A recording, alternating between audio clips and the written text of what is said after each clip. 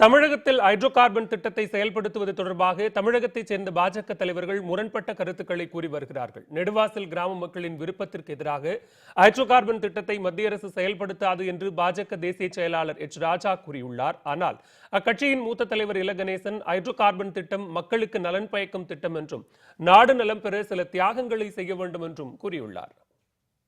நெடுவாசல் விவசாயிகளுக்கு என்னோட வாக்குறுதி என்ன, நீங்க எந்த போராட்டமும் நடத்த வேண்டாம்.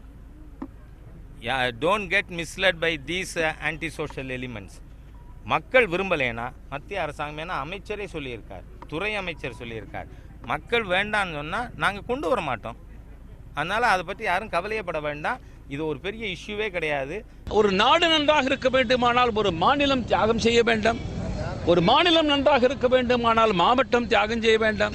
மாவட்டம் நன்றாக இருக்க வேண்டுமானால் ஒரு கிராமம் தியாகம் செய்ய வேண்டும். கிராமத்தின் நன்மைக்காக தனி மனிதன் தியாகம் செய்ய வேண்டும் என்பது முதுமொழி. சமஸ்கிருதத்தில் இருக்கிற முதுமொழியின் தமிழ் அர்த்தத்தை சொன்னேன். நலத்திட்டங்கள் தேவை என்று புரிகிறது. ஆனால் அதே நேரத்தில் நலத்திட்டங்களுக்காக நான் நிரந்தர மாட்டேன் என்று மறுத்தால் நலத்திட்டங்களை நாங்கள் ஆயத்திலா நடத்துவது